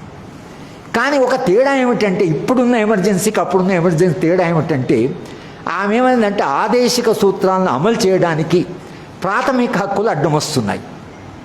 ఇవి కొంతకాలం సస్పెండ్ చేస్తే మనము ఆదేశిక సూత్రాన్ని మరింత వేగంగా అమలు చేయవచ్చు. ఇది అప్పుడు ఆ రోజు ఇందిరాగాంధీ స్టాండ్. ఇవాళ ఏంటంటే ఈ ఉద్యమాలు తర్వాత ఇవన్నీ ఏవైతే జరుగుతున్నాయో, ఇవాళ పాలకులు ఏమంటున్నారంటే సంపద పెరగడానికి అడ్డం వస్తుంది. అప్పుడు సంపద పంచడానికి అడ్డం అన్నారు, ఇప్పుడు సంపద పెరగడానికి అడ్డం వస్తున్నది. సంపన్నులు ఏదైతుందో వాళ్ళు సంపద పెరగడానికి ఈ స్ట్రైక్స్, తర్వాత ట్రేడ్ యూనియన్స్, విశాఖ స్టీల్ అమ్మొద్దు, ఇవన్నీ గొడవలు జరుగుతున్నాయి. కనుక ఇవాళ నిర్బంధము, ఆ రోజు వచ్చిన నిర్బంధం పేదవాడి పేరు మీద వచ్చింది, ఇవాళ వస్తున్న నిర్బంధం సంపన్నుల కొరకు వస్తుంది. ఈ తేడా మనం స్పష్టంగా చూడగలగాలి. ఈ తేడా ఎందుకు వచ్చిందంటే మన మోడల్ ఆఫ్ డెవలప్మెంట్ ఏదైతుందో, అంటే రాజ్యాంగం చెప్పిందే ఒకళ్ళు ప్రమాణంగా తీసుకున్నా. మీరు రాను 1970లో ఎమర్జెన్సీ, 77లో ఇందిరాగాంధీ గారు ఓడిపోవడం, అప్పటికి భారతీయ జనతా పార్టీకి పెద్ద బలం లేదు, కానీ జయప్రకాష్ ఉద్యమంలో వాళ్ళు వచ్చారు. ఎందుకంటే స్వాతంత్రోద్యమంలో పాల్గొనలేదు కాబట్టి వాళ్ళకెవరికి ఆ చరిత్ర లేదు కనుక అందరినీ జైల్లో వేశారు. అలా బీజేపీ వాళ్ళని కూడా జైల్లో వేశారు. జైల్లో వేస్తే అద్వానీ గారు ఓ పుస్తకం రాశారు, my life my experience in jail అని. వాజ్పేయి గారు ఓ పుస్తకం రాశారు, అది ప్రిజన్ లైఫ్ అని. వీళ్ళకి అంతకుముందు ప్రిజన్ పోయినట్టు చరిత్ర. అంతకుముందు స్వాతంత్రోద్యమంలో పాల్గొన్నవాళ్ళు మేము జైలు పోయినాం అంటే మేము కూడా జైలు పోయింది. ఎప్పుడు పోయిన జైలు కానీ స్వాతంత్రోద్యమం కాలం కాదు. ఇందిరాగాంధీ గారు ఆ లెజిటిమసీ వాడికి ఇచ్చారు. 77లో వాళ్ళు అధికారంలోనే వాటా. 77 తర్వాత 80లో ఎప్పుడైతే ఆమె గెలిచిందో, 80లో ఉండే ఇందిరాగాంధీకి 70లో ఉండే ఇందిరాగాంధీకి స్పష్టంగా భాషలో ఆమె చెప్పే ఒక మొత్తం ఐడియాలజికల్గా చాలా షిఫ్ట్ ఉంది. సేమ్ ఇందిరాగాంధీ 71లో పేదరిక నిర్మూలన మాట్లాడిన ఇందిరాగాంధీ 81 వరకు వచ్చే వరకు ఏకత అండ్ అఖండత, unity and integrity of India, అప్పుడు నేషనల్ ఇంటిగ్రేషన్. ఎన్ని సెమినార్లు అటెండ్ చేసినాము మేము. కానీ నేషనల్ ఇంటిగ్రేషన్ సెమినార్ మాట్లాడినప్పుడు అంజయ్య అప్పుడు మన ముఖ్యమంత్రి, కంబైన్డ్ స్టేట్, ఒక సంస్థలో అంజయ్య గారిని పిలిచారు. ఆయన కొంచెము అది ఒక రకమైన ఒక డిఫరెంట్ టైప్ ఆఫ్ పాలిటీషియన్. ఆయన ఈ రట్లోంచి వచ్చినవాడు, అది ఆయన వచ్చిన బ్యాక్గ్రౌండ్ వేరు. ఆయన చాలా అమాయకంగా ఆ సెమినార్ని ఇనాగ్రేట్ చేస్తూ, అరే దేశం అంటున్నారు, దేశభక్తి అంటున్నారు, అది అంటున్నారు, ఇది అంటున్నారు, దేశభక్తి ఉందని ఎట్లా చెప్పాలయ్యా? దేశభక్తి ఉందంటే మా ఇంటి మీద జెండా ఎగిరేయాలి. ఇప్పుడు మనందరం జెండా 15th ఆగస్టు రోజు ఎగిరేయమంటున్నారు. నాకు ఇల్లే లేదు, నేను జెండా ఎక్కడ కూసుకోను, కనుక ముందు ఇల్లు ఇవ్వు, తర్వాత నేను మాట్లాడతాను చెప్పి అప్పుడు మనం నేషనల్ ఇంటిగ్రేషన్ మాట్లాడదాం. ఆయన అమాయకంగా నేను ఉండొచ్చు, కానీ చాలా ఇంపార్టెంట్ పాయింట్ ఉంది అంట. అంటే పేదవాడికి ఏమి రాకుండా మీరు నేషనల్ ఇంటిగ్రేషన్ అంటే ఎట్లా సాధ్యమవుతుంది అని ఆ రోజు అంజయ్ గారు అని ఉండొచ్చు.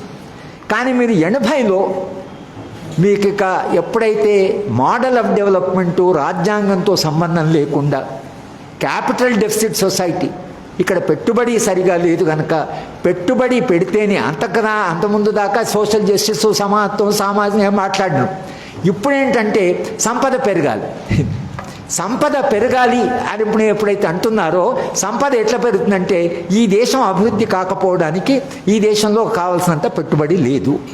శ్రమ ఉంది, కష్టపడే వాళ్ళు ఉన్నారు, తెలివి ఉంది, చరిత్ర ఉంది, ఒక పెద్ద నాగరికత ఉంది, మీకు సుదీర్ఘమైన చరిత్ర ఉంది.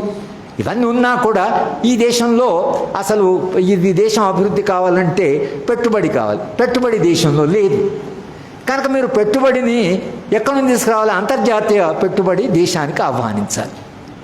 దాంతో మనం IMF, వరల్డ్ బ్యాంకు వాడి దగ్గర పోయి అప్పివయ్యా అని అడిగితే వాడన్ని షరతులు పెట్టి అప్పిచ్చాడు. ఇది చేయాలి, లిబరలైజ్ చేయాలి, ప్రైవేటైజ్ చేయాలి. తర్వాత మీరు గ్లోబలైజ్ చేయాలి, అంతర్జాతీయ మార్కెట్, మా అంతర్జాతీయ పెట్టుబడికి ప్రవేశం కలిగించాలి. ఇంకా మోడల్ పూర్తిగా మారిపోయింది. ఇక దేశము, సార్వభౌమత్వము, స్వాతంత్రము, వలస పాలనకు వ్యతిరేకత, ఈ భావాలు పోయి పెట్టుబడి కావాలి. ఎక్కడైనా సరే పెట్టుబడి, ఎక్కడున్నా కూడా మనకు పెట్టుబడి దేశానికి రావాలి. వాడు వచ్చేటప్పుడు ఏంటంటే కండిషన్స్. ఏమిటి కండిషన్స్? మీ దగ్గర మాకు సమ్మెలు జరగకూడదు, మీ దగ్గర ట్యాక్స్ డిటర్మిండ్ ఉండాలి, మీ దగ్గర అది ఉండాలి, ఇది ఉండాలి, వాడు అన్ని షరతులు పెట్టి వాడు మన దేశానికి వచ్చాడు. ఇక్కడ ఉండే కార్పొరేటు వీళ్ళకు కూడా అది బాగానే అనిపిస్తుంది కనుక, ఓహో మీరు మేము దోస్తులమే కనుక మీరు రాండి, మీరు వస్తే మా మీద కూడా ఇవన్నీ ఆంక్షలు ఇవన్నీ పోతాయి, మాకు కూడా ఫ్రీడమ్ వస్తుంది. ఇది వస్తున్న సందర్భంలో మీరు స్పష్టంగా చూడవలసింది ఏమిటంటే 1980లో మన మోడల్ ఆఫ్ డెవలప్మెంటు ఎట్లయితే ఈ పెట్టుబడిదారి లేదా ఈ మొత్తం సామ్రాజ్యవాద వైపు పోతున్నప్పుడు మీకు రథయాత్ర జరిగింది. స్పష్టంగా దేశంలో అభివృద్ధి నమూనా దిశ గణనీయంగా తర్వాత గుణాత్మకంగా మారినప్పుడు మతము అనేటువంటిది ఏదైతుందో అది పెద్ద ఎత్తున రాజకీయాల్లోకి వచ్చింది. ఆ కల్చరల్ క్యాపిటల్ ఉండింది దేశంలో, మిగతా వాళ్ళు ఎవరు గుర్తుపట్టలేదు. కానీ ఆర్ఎస్ఎస్, భారతీయ జనతా పార్టీ వాళ్ళు స్పష్టంగా అర్థం చేసుకుంటే దీన్ని మనం ఉపయోగించవచ్చు రాజకీయాలకు. కనుక దేవుణ్ణి మతం దీంట్లోకి లాగేశారు. మతము ప్రాధాన్యం. ఎందుకు మతాన్ని తీసుకొచ్చారంటే మతం మీద ఒకవేళ మనుషుల దృష్టి మరలిస్తే ఈ మోడల్ ఆఫ్ డెవలప్మెంట్ని ఇంప్లిమెంట్ చేయడం చాలా సులభం. ఎందుకంటే మనుషులు తమ కొట్టుకుంటుంటారు. అట్లనే గుజరాత్ మారణకాండ జరిగింది. కొట్టుకోండి, అసలు ముస్లింల మీద ద్వేషము, నాకు ఉద్యోగం రాలేదని కోపం, ఉద్యోగం రావాలి అనేది నాకు డిమాండ్ ఉండాలి. కానీ నా కోపాన్ని అది ముస్లింలకు వ్యతిరేకంగా మార్చారు. అది పాలిటిక్స్లో ఉండేటువంటి దానికి ఉండే క్వాలిటీని మీరు చూస్తే పాలిటిక్స్ ఏం చేస్తున్నాయంటే మీ ఆగ్రహాన్ని ద్వేషంగా మారుస్తున్నాయి. ద్వేషంగా మార్చి, లేదా మీరు మనలాంటి వాళ్ళు మాట్లాడితే ఇంకా వీళ్ళకు ఈ నిర్బంధ చట్టాలు ఏవైతున్నాయో దాని తర్వాత తీసుకురావడం. 80స్లో వచ్చిన నిర్బంధ చట్టాలు, టాడా, పోటా అంటే బేసిక్ ప్రిన్సిపల్స్. అంటే లాకు చట్టానికి ఉండవలసినటువంటి ప్రధానమైన ప్రక్రియ ఏమిటంటే మానవ నాగరికత పరిణామక్రమంలో వచ్చంటే ప్రిజంప్షన్ ఆఫ్ ఇన్నోసెన్స్ అంటారు. ఒక మనిషి నేరస్తుడు అన్నప్పుడు నేరము రుజువయ్యేదాకా అతను అమాయకుడే. ఇది చట్టము అంగీకరించాలి. ఇది ఒక ప్రిన్సిపల్గా ఒక వాల్యూగా సమాజం వచ్చింది. మన రాజ్యాంగం కూడా ప్రిజంప్షన్ ఆఫ్ ఇన్నోసెన్స్. 80-90లకు వచ్చేవారికి ఏమైందంటే మీరు అక్యూజ్డ్ అని అంటే మీరు నేరం చేశారంటే నేరం చేయలేదు అని రుజువు చేసుకునే బాధ్యత మన మీద పడేస్తుంది. నీకు ఇంత అసలు ఇన్ఫ్రాస్ట్రక్చరు, నీకు ఇంటెలిజెన్సు, ఫోరెన్సిక్ లిబోసో, అదే ఫోరెన్సిక్ ల్యాబ్స్, ఇంత స్ట్రక్చర్ పెట్టుకొని నేను నేరస్తుడని నువ్వు రుజువు చేయలేకపోతే నన్ను అమాయకుడని రుజువు చేసుకోమని అంటే నేను ఎక్కడ పోయి చేయాలి, నేను ఎట్లా దాన్ని రుజువు చేసుకోవాలి? కనుక నేను ఒకసారి మా దొర ఆయన మా డీజీపీ ఉన్నప్పుడు నేను ఏదో కలిశాను. కాస్త నేను అన్నాను, మీరు నేరం చేయకముందే నేరస్తున్నా అంటున్నా, అది రుజువు కావాలి కదా సార్. అదంతేం లేదు హరిగోపాల్ గారు, మీరు నా మీద దాడి చేస్తున్నారని నాకు అనిపిస్తే అది చాలు ఎవిడెన్స్. అంటే నాకు అనిపిస్తాను, మీకు ఎట్లా అనిపిస్తా అంటే మీకేమనుకో నాకు అనిపించాలి. అంటే పోలీస్ ఆఫీసర్కి మీరు నేరం చేయబోతున్నారు అని అనిపిస్తే చాలట, that's sufficient evidence to arrest. అంటే ఈ చట్టం ఎక్కడి దాకా తీసుకొచ్చారు నిర్బంధాన్ని? ఆ నిర్బంధం అక్కడి దాకా తీసుకొచ్చేసి దాంట్లో టాడాలో పోటాలో మీరు ఈ ప్రిన్సిపల్నే మార్చారు, బేసిక్ ప్రిన్సిపల్ని మార్చారు, బేసిక్ ప్రిమైస్ని మార్చారు. మార్చి ఇవాళ మన పరిస్థితి ఏమిటంటే ఇప్పుడు నేను ఆ నేరం చేయలేదు. మా బాలగోపాల్ చెప్పేవాడు, ఆయన కోర్టులో వాదిస్తున్నప్పుడు ఒక మనిషి కన్ఫెషన్ చేసేసాడు, నా భార్యను చంపాను. ఎక్కడో డెడ్ బాడీ దొరికిన ఎవడో పట్టుకొచ్చారు. వాడు ఏం చేశాడంటే ఈ బాధపడలేక నిర్బంధం, నేను నా భార్యను చంపాను అన్నాడు. వాడికి ఉరిశిక్ష పడే, ఎందుకంటే కన్ఫెషన్ ఆఫ్ నేను చంపినాను అంటున్నాడు కాబట్టి.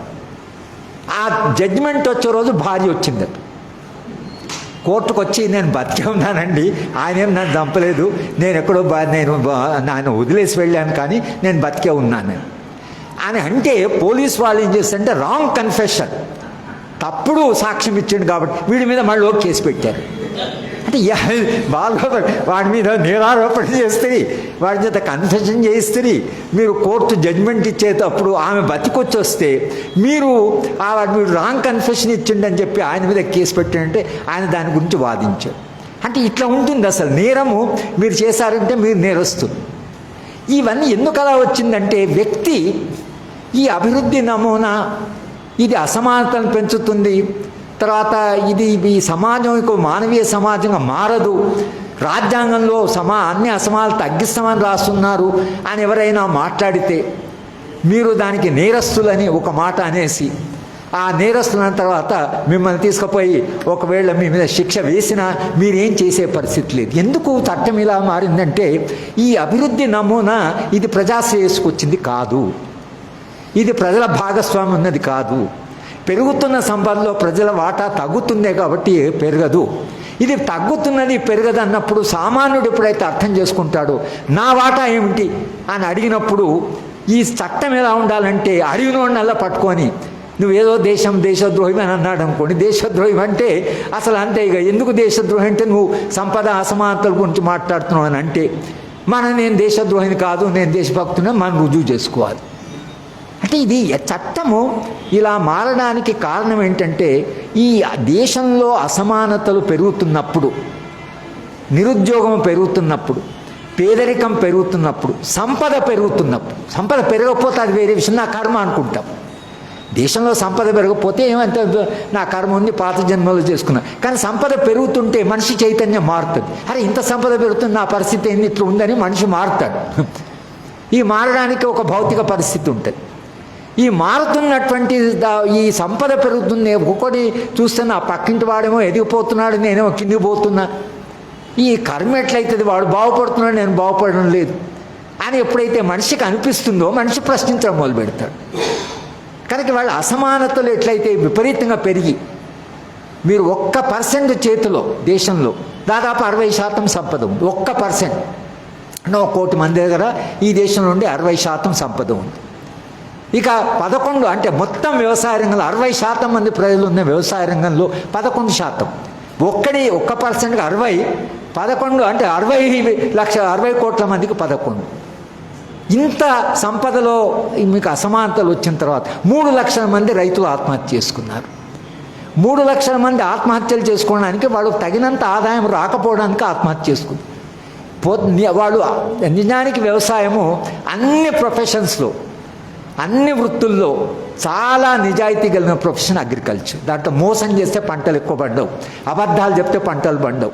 నువ్వు కష్టపడితే నీకు సరైన వర్షాలు పడితే పంట పండుతుంది.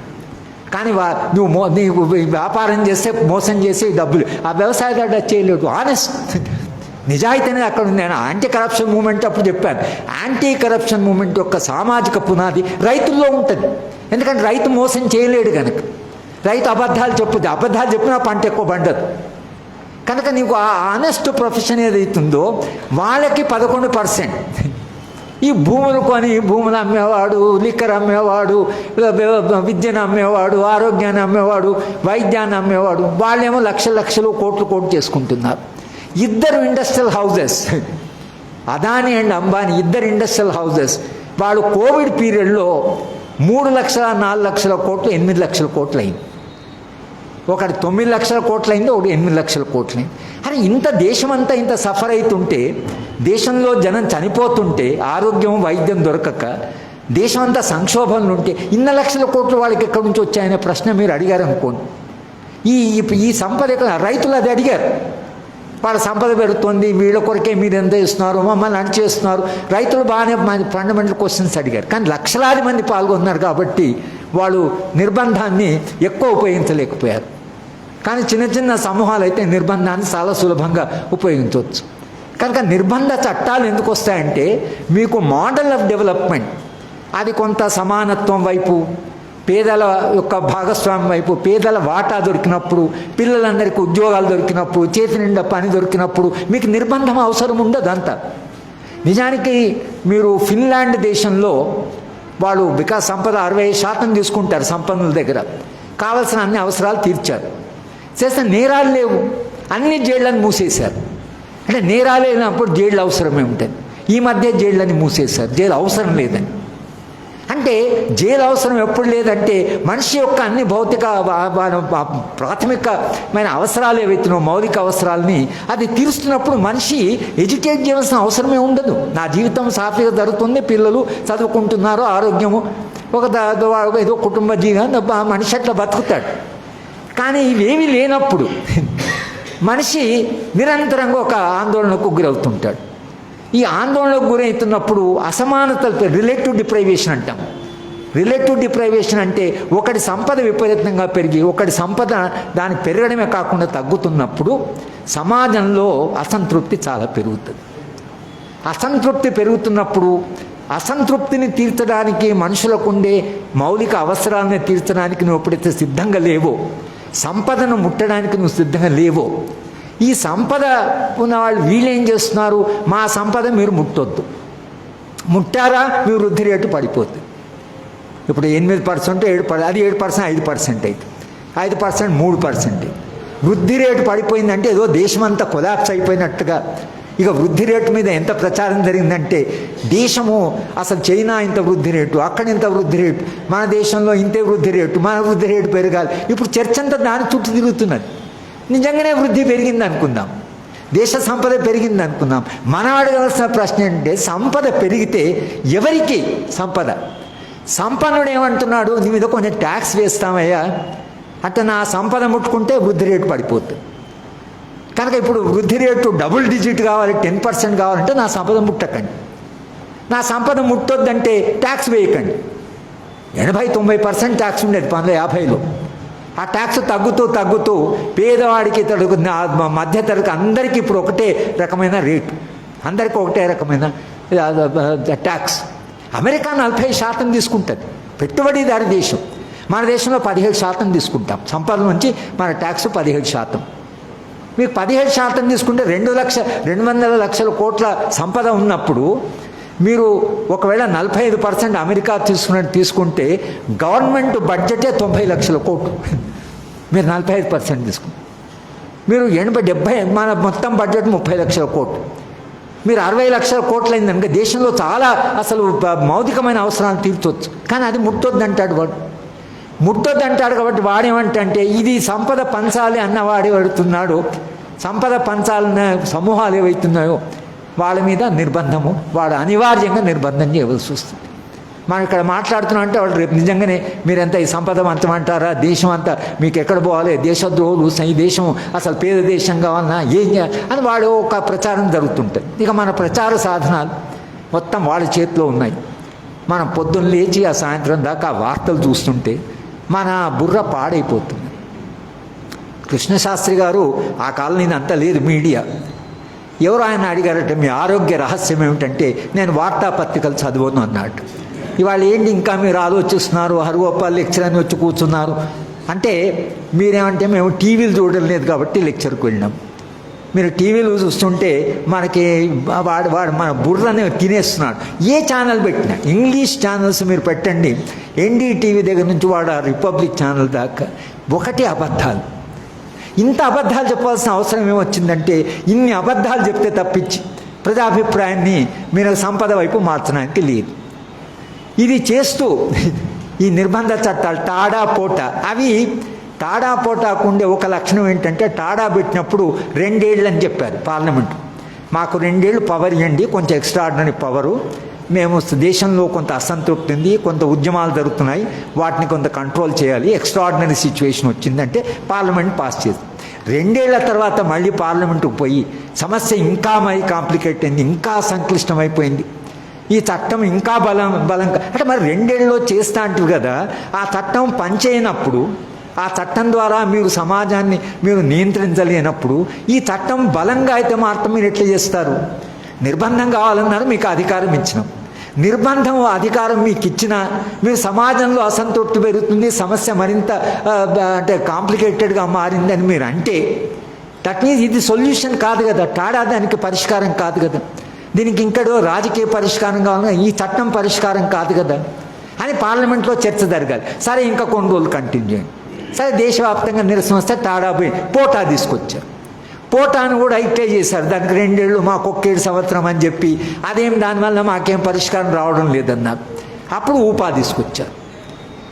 టాడా పోటా ఊపా తీసుకొని కాంగ్రెస్ వాళ్ళు, నేను మన రాహుల్ గాంధీని కలిస్తే నేను ముందు చెప్పింది అదే, ఈ దేశంలో నిర్బంధ చట్టాలు మీ పార్టీ తీసుకొచ్చింది. ఇప్పుడు ఇవాళ మీరు పోటీ పడతామంటే ముందు నిర్బంధ చట్టాల గురించి మీరు ఏం చెప్పండి, ఏమంటున్నారో చెప్పండి. మీరు అధికారంలోకి వస్తే, ఎందుకంటే ఈ చట్టాలు మీరు తెచ్చారు, ఊపా మీరు తెచ్చారు. ఇవాళ చిదంబరం గారు చాలా వ్యాసాలు రాస్తున్నారు. ఆ ఊపా కింద ఆయన పట్టుకోపోవాల్సింది, కానీ ఆయన ఇంకా వేరే చట్టం కింద పట్టుకపోయారు. ఊపా చట్టం పోతే ఇంకా 6 నెలలు అక్కడ లోపలనే ఆయన పెట్టిన చట్టమే. ఆయన కట్టినటువంటి ఎంక్వైరీ ఎన్ఫోర్స్మెంట్ డైరెక్టరేట్ అక్కడ తాను నిర్మించిన అక్కడ ఆయనకి ఇంట్రాగేషన్ జరిగింది. చరిత్ర ఎట్లా మారుతుందో చూడండి. అసలు వీళ్ళు ఇప్పుడు నిర్బంధ చట్టాల మీదే కాంగ్రెస్ వాళ్ళు అంటున్నారు, కానీ పెట్టింది మీరు కదా. ఎందుకు పెట్టారు? పెట్టినా కూడా నిర్బంధ చట్టాలను పెట్టి ఊపా చట్టాన్ని తీసుకొచ్చేప్పటికీ ఊపాకి మిగతా చట్టాలు తేడా ఏమిటంటే ఊపాలో టైం లిమిట్ లేదు, అది జూరిస్ప్రుడెన్స్లో భాగమైపోయింది.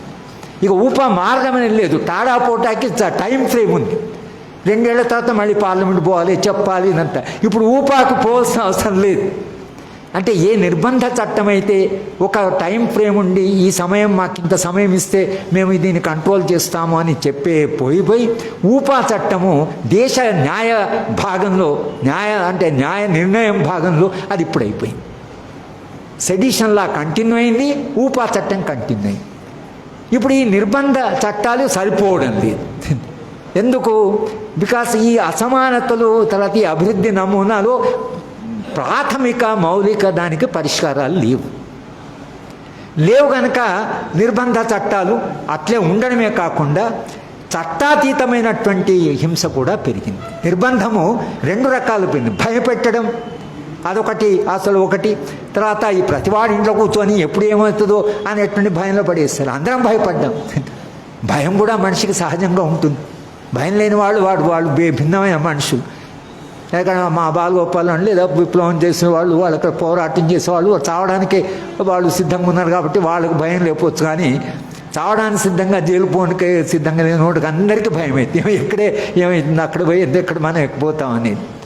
ఈ భయాల్ని పెంచడము ఇది నిర్బంధ చట్టాలకు సంబంధించిన కాదు, ఇది మీడియా ద్వారా ప్రచారం ద్వారా అందరిలో భయాన్ని పెంచారు. పోనీ అసలు విప్లవకారుల మీదనో ఎడ్యుకేషన్ చేసేవాళ్ళ మీదనో లేకపోతే ఇది తప్పని చెప్పేవాళ్ళ మీదనో అసలు మీరు నిర్బంధం ఉపయోగించడం అంటే సరే అదొకటి. రాజకీయ పార్టీల మీద కాంగ్రెస్ మీద సోనియా గాంధీ రాహుల్ గాంధీని ఎన్ఫోర్స్మెంట్ డైరెక్ట్ పిలవడం, అక్కడ ఢిల్లీలో డిప్యూటీ చీఫ్ మినిస్టర్ను పట్టుకోవడం, మమతా ఒక సెకండ్ టాప్ మ్యాన్ అక్కడ వాడిని పట్టుకున్నారు, బెంగాల్లో ఎవరిని పట్టుకున్నారు, ఎక్కడ పడితే అక్కడ పట్టుకుంటున్నారు. ఎవరిని పట్టుకుంటున్నారు? సెకండ్ మోస్ట్ పవర్ఫుల్ మ్యాన్, వాళ్ళ ఇల్లు రేట్ చేస్తున్నారు. ఇంత నిర్బంధం. మీ రాజకీయ వాళ్ళు రేపు అధికారంలోకి రావచ్చు, ఎందుకంటే మీ పార్లమెంటరీ పార్టీస్ ఉన్నారు. అయినా కూడా అన్ని రాజకీయ పార్టీలు భయపడుతున్నాయి. సీనియర్ కాంగ్రెస్ లీడర్, నేను సాయిబాబా కేసు గురించి మాట్లాడడానికి వెళ్ళాను మన కర్ణాటకలో. ఆయన ఏదో వచ్చాడు, అక్కడ వస్తే వాళ్ళ ఇంటికి వెళ్ళింది. సరే మా సాయిబాబాదేనో చూడండి, మీరు ఎలాగో స్టాండ్ తీసుకున్నారు కొంత, తర్వాత ఈ భీమా కోరిక చూడండి అంటే ఆయన ఒకటి అన్నాడు, గోపాల్ గారు ఒక సమస్య ఉంది, నేను దళితుడిని, మాకు కొంత ఆస్తి ఉంది, మాకు యాన్సెస్ట్రల్ ఆస్తి ఉంది, ఇక్కడ ఇల్లు కట్టుకున్నాను, కొంత ఇల్లు బాగానే కట్టుకున్నాను, రేపు వచ్చి నీకు ఇల్లు ఎక్కడి నుంచి వచ్చింది, ఈ ఇల్లు విలువ ఎంత చెప్పి మా ఇల్లును రేట్ చేస్తే ముందు రేడ్ అయితే జరుగుతుంది, ప్రచారం జరిగిపోతుంది, వస్తుంది. తర్వాత నేను అసలు ఏమి నేరం చేయలేదు, కరప్షన్ చేయలేదు రుజువు అయినా నాకు డ్యామేజ్ జరుగుతుంది. కనుక మేమందరం భయపడుతున్నాం అని చెప్పాడు. ఆయన చాలా సీనియర్ లీడర్. మేమంతా భయపడుతున్నాం. కాంగ్రెస్ వాళ్ళు భయపడుతున్నారు, తర్వాత మమత ఆమె భయపడుతోంది. ఇక మా చీఫ్ మినిస్టరు మీ చీఫ్ మినిస్టర్ వీడికైతే భయమే భయం. ఆయన దగ్గర పోయి ఏం చెప్తున్నారో మనకు తెలియదు, అంత భయమే. ఇంత భయము రాజకీయ పార్టీలో పెట్టిన, ఎందుకంటే ఈ రాజకీయ పార్టీలు ఎక్కడ ఆల్టర్నేటివ్ గురించి మాట్లాడతాయో, ఎందుకంటే అవసరం కదా, రాజకీయ అవసరంగా ఆల్టర్నేటివ్ గురించి మాట్లాడారు అనుకోండి, రేపు ఎన్నికల్లో మేము కొంత న్యాయం చేస్తాము, సంపద కొంత పంచుతాము, వెల్ఫేర్ ప్రోగ్రామ్ తీసుకుంటాం అని అన్నారు అనుకోండి. అది అనకుండా వీళ్ళందరినీ భయంలో పెట్టారు. ఇంకా అక్కడి నుంచి ఇది ఎక్కడ దాకా పోయిందంటే, ఇది చివరి పాయింట్గా చెప్తున్నా ముగిస్తుంది. ఎక్కడ దాకా పోయిందంటే, ప్రధానమంత్రి మొన్న రహదారిని ప్రారంభిస్తూ ఉత్తరప్రదేశ్లో వెల్ఫేరిజం అనేది, ఉచితాలు తర్వాత ఈ తాయిలాలు ఇవి భాష ఇది ఉపయోగిస్తున్నారు. ఇవి ఇవ్వడం వల్లనే దేశానికి అభివృద్ధి రాదు, ఇటువంటి హైవేస్ రావాలి, ఎయిర్పోర్ట్స్ కావాలి దేశానికి, ఈ తాయిలాలు ఏమిటి అంత ఇవంతా ఇవ్వడం ఏమిటి అని ఆయన మాట్లాడి ఏమన్నాడు, ఈ రాజకీయ పార్టీలన్నీ ఏవి పడితే అవి వాగ్దానాలు చేస్తున్నాయి, కనుక ఈ వాగ్దానాలు చేయడం మానాలి, తర్వాత ఈ ఉచితాలు ఇవ్వడం మానేయాలి అని పత్రికల్లో కూడా చర్చ జరుగుతున్నది. ఉచితాలు ఇవ్వడం మానేయాలంటే ఫ్రీ రూరల్ ఎంప్లాయ్మెంట్ అది ఉచితము, కొంత హాస్పిటల్ నడపడం అది ఉచితము, తర్వాత మన స్కూళ్ళు నడపడం అది ఉచితము, ఎందుకంటే దానికి డబ్బులు రావడం లేదు గవర్నమెంట్, అన్నీ ఉచితం. ఇవన్నిటిని కూడా ఉచితాల్లో చేసి ఈ పనులని మేము చెయ్యం. ముందు ప్రభుత్వ రంగ సంస్థలు మూసేస్తాం. రెండవది వెల్ఫేరిజం. ఇది గౌంటనామో బే అని మీరు చాలామంది వినుంటారు. అది ఒక నిర్బంధ సంస్థ, అమెరికా నాయకత్వంలో జరుగుతుంటుంది. అక్కడ ఖైదీలు ఉంటారు. ఆ ఖైదీల మీద నియామి అనేట ఆమె షాక్ డాక్ట్రిన్ అనే పుస్తకంలో రాసింది. అక్కడ ఒక ప్రయోగం ఏం జరుగుతుందంటే సంక్షేమ భావనని మనిషి యొక్క మెదడు నుంచి తీసివేయడం ఎలా. వాళ్ళకి షాక్స్ ఇస్తున్నారు, కొడుతున్నారు, ఏవో చేస్తున్నారు. చేసి సంక్షేమం కావాలంటే వాళ్ళ పాపం తెలియదు వాళ్ళ మీద ప్రయోగం జరుగుతుందని. సంక్షేమం లేకపోతే ఎట్లా, సంక్షేమం కావాలని వీళ్ళండి, అరే ఇంకా వీడు సంక్షేమం అంటూ ఇంకా షాక్స్. సంక్షేమ భావనని మానవ స్పృహల నుంచి తీసివేయడమైనట్టు ఓ ప్రయోగం జరుగుతున్నది. ఎందుకంటే సంక్షేమం అనేది సంపద పెరుగుతున్న వాడికి, సంపద ఉన్నవాడికి అదొక అడ్డంకిగా కనిపిస్తుంది. చూడండి ఎక్కడికి అసలు ఎంత విచిత్రం అంటే సంక్షేమ భావననే సమాజం తీసేయాలి. ఇప్పుడు చర్చ అది ప్రస్తుతం జరుగుతున్న చర్చ ఏమిటంటే ఈ ఉచితాలు అనేవి తీసేయాలి. ఆ ఉచితాలు ఏమున్నాయో మనకు తెలియదు. ఆ ఎడ్యుకేషన్ మినిస్టర్ను ఎకనామిక్ టైమ్స్ ఇంటర్వ్యూ చేశారు. సంక్షేమానికి ఉచితాలకు తేడా ఏమిటయ్యా అని అడిగారు.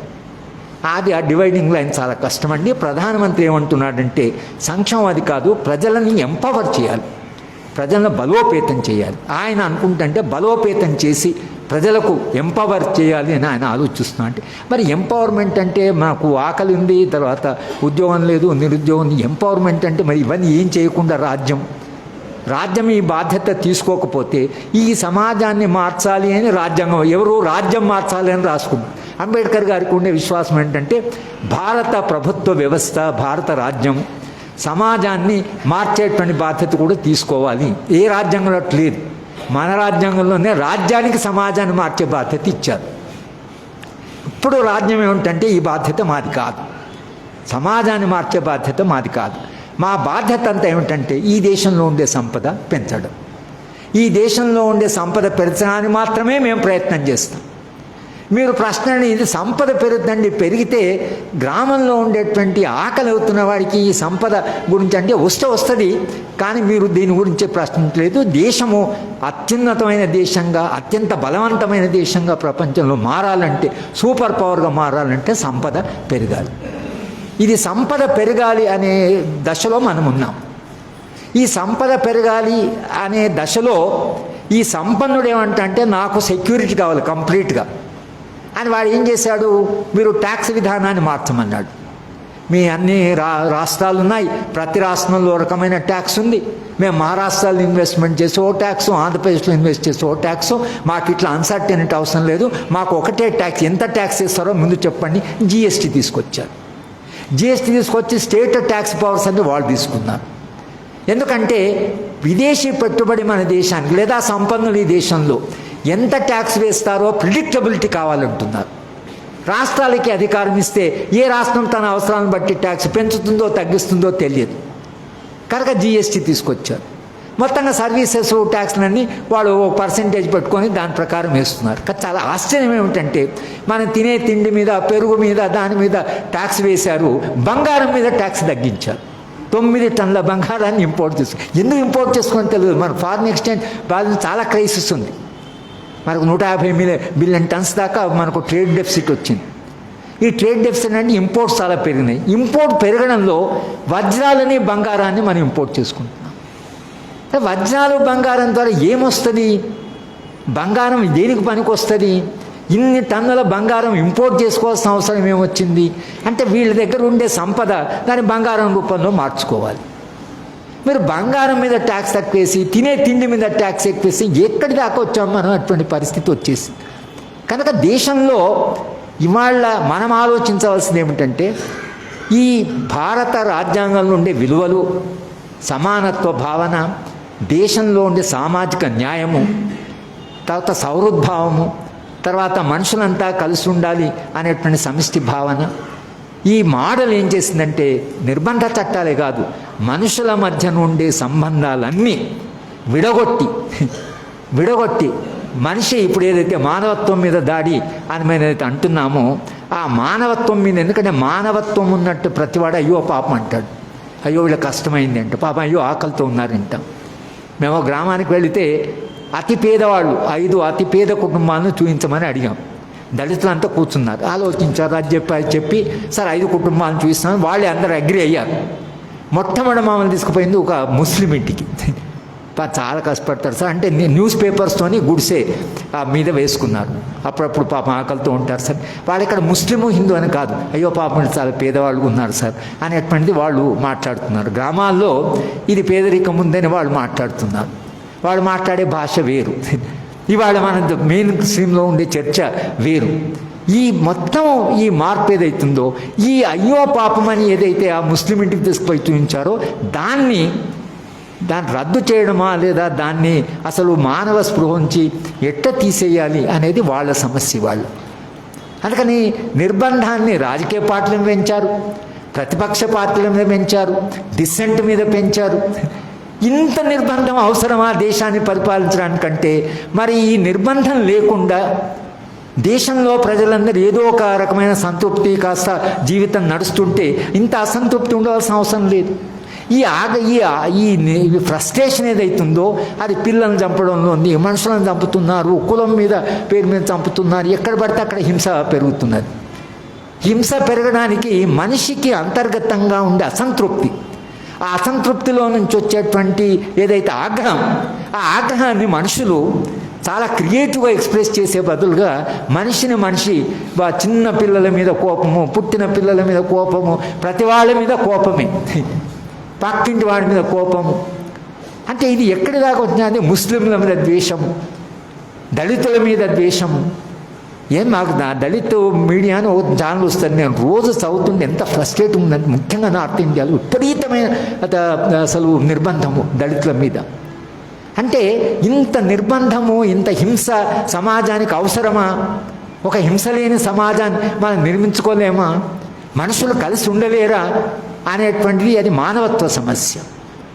అది మానవత్వ సమస్య, మనిషి సమస్య. కానీ మనిషి కేంద్రంగా మనం ఆలోచించడం మొదలు పెడితే ఆ మోడల్ వేరే ఉంటుంది. సంపద, వెల్త్ను సెంటర్గా పెట్టుకొని మాట్లాడితే అది వేరే ఉంటుంది. ఇవాళ జరుగుతున్న నిర్బంధ చట్టాలు, ఊపా కానీ సెడిషన్ కానీ, ఈ చట్టాలన్నీ ఏవైతున్నాయో ఇవి నిజమైన మౌలిక సమస్యలకు పరిష్కారం లేనప్పుడు రాజ్యము ఎన్నుకునే పద్ధతి ఏమిటంటే నిర్బంధం. కనుక అభివృద్ధి నమూనా యొక్క మౌలికంగా అది మారితే తప్పించి, దాని దిశ మారితే తప్పించి, సామాజిక న్యాయము, సమభావన, కలిసి జీవించడము, సమిష్టి జీవనం అనే సమున్నతమైన మానవ విలువలు ఏవైతున్నాయో ఆ మానవ విలువల కేంద్రంగా ఒకవేళ అభివృద్ధి అయితే ఇంత హంస అవసరం లేదు, ఇంత నిర్బంధమే అవసరం లేదు. నిర్బంధం అనేది ఒక్కడు గుర్తుపెట్టుకోండి, మనుషులు అసంతృప్తిగా ఉండి, మనుషులు ఆగ్రహంగా ఉన్నప్పుడు రాజ్యం పరిష్కరించే బదులుగా ఉపయోగించడానికి ప్రత్యామ్నాయంగా నిర్బంధ చట్టాలు వస్తాయి. కనుక మనం అభివృద్ధి నమూనా యొక్క మూలాలకు వెళ్ళి ఈ అభివృద్ధి నమూనా దిశ మారాలి అనేటువంటిది మనం అడగకపోతే నిర్బంధం అనేది కొనసాగడం కాదు, అది పెరిగేటువంటి ఒక ప్రమాదం ఉంది. కనుకనే నిర్బంధ చట్టాలను ప్రశ్నించేప్పుడు నిర్బంధ చట్టాలకు మూలంగా ఉన్నటువంటి అభివృద్ధి నమూనాను కూడా ప్రశ్నిస్తే కానీ ఆ మౌలిక ప్రశ్న అడిగితే తప్పించి నిర్బంధం తగ్గడం అనేది చాలా కష్టం. కనుక నిర్బంధానికి అభివృద్ధి నమూనాకు ఒక సంబంధం ఉంది, అది చాలా ఆర్గానిక్ రిలేషన్ ఉంటుంది. కనుకనే అభివృద్ధి నమూనా గురించి మాట్లాడటం, నిర్బంధ చట్టాల గురించి అప్పుడు మన వృద్ధి నమూనా గురించి మనం ఆలోచించవలసింది. దీన్ని ఇంకా చర్చను చాలా లోతుగా తీసుకెళ్ళవలసింది. సామాన్య ప్రజలకు, సాధారణ ప్రజలకు కమ్యూనిస్ట్ పార్టీ ఆఫ్ ఇండియా వాళ్ళ 27వ ఇది జరుపుకుంటున్నారు. కాబట్టి ఈ సందర్భంలో పార్టీ ఈ మొత్తము మెసేజ్ని ప్రజల దగ్గరికి తీసుకెళ్ళి మీరు ప్రజల్ని ఎట్లా మీరు సమీకరిస్తారు అనేది చరిత్ర మీ ముందు పెట్టినటువంటి సవాల్. ఆ సవాల్ని పార్టీలు ఎట్లా ఎదుర్కొంటాయి? ఇది పార్లమెంటరీ పార్టీ. ఉద్యమాలు చేసేవాళ్ళు ఉద్యమాలు చేస్తున్నారు, పోరాటాలు చేసేవాళ్ళు పోరాటాలు చేస్తున్నారు. కానీ మెయిన్ స్ట్రీమ్లో ఉండేటువంటి పార్టీస్ ఏవైతున్నాయో, ప్రజల గురించి ఆలోచించే పార్టీలు వెళ్తున్నారు, వాళ్ళైనా కనీసము ఈ మొత్తము అనుభవాన్ని ప్రజల దగ్గరికి తీసుకెళ్ళి ఈ అస్పష్టమైన అనుభవాన్ని ప్రజలకు స్పష్టంగా మనం చెప్పగలిగితే చరిత్ర ఏ దిశలో పోతుందో ఆ దిశని ఎక్కడో ఒక చోట కొంత మార్చడానికి చరిత్రలో ఇంకా కొంత అవకాశం ఉంది అని నేను అనుకుంటున్నాను. అందుకనే ఇంకా మేము అసలు ఈ ఉపన్యాసాలు ఇవ్వడం కానీ, ప్రసంగాలు చేయడం కానీ, తిరగడం కానీ ఇవన్నీ ఎందుకు చేస్తున్నామంటే ఎక్కడో ఇంకా అవకాశం ఉంది చరిత్రలో. ఈ దిశ మార్చడానికి ఏదో అవకాశం ఉందనే ఒక విశ్వాసం ఉంది. విశ్వాసం లేకపోతే సినికలు అయిపోతాయి. ఇంట్లో కూర్చొని ఇక దేశం మారది ఇంతే, ఈ దేశం గతి ఇంతే, ఇది ఇంతే అయిపోతుంది పోతుంది అని ఈ సినికల్ మా ఎకడమిక్స్ ఉన్నారు. ఇదేం మాట, ఈ దేశం మారేది ఇంతే జరుగుతుంది అని అనేవాళ్ళు చాలామంది ఉన్నారు. చాలామంది ఇంటలెక్చువల్స్ అట్ట తయారయ్యారు. కానీ మారుతుంది, మారడానికి చరిత్రలో అవకాశాలు ఉంటాయి. మనిషి తన సమాజాన్ని మార్చుకోగలడు, కొత్త సమాజం నిర్మించుకోగలడు, మనిషికి ఆ కెపాసిటీ ఉంది అని విశ్వాసం ఉన్నవాళ్ళు మాత్రము మనం తప్పకుండా చరిత్రలో ఎట్లా మనం ఎంటర్ కాగలము, ఏ రకంగా ఏ పాత్రని ఎంత మేరకు ఆ పాత్ర నిర్వహించగలం అనేది మనందరము వ్యక్తులుగా సమిష్టిగా ఆలోచించుకోవాల్సిన ఒక చారిత్రక సందర్భం ఇది అని ఒక మాట చెప్తూ నన్ను పిలిచి సిపిఐ పార్టీ వాళ్ళు ఈ ఉపన్యాసాన్ని చేసినందుకు వాళ్ళకి నేను కృతజ్ఞతలు చెప్తూ మీ అందరికీ కూడా కృతజ్ఞతలు చెప్తూ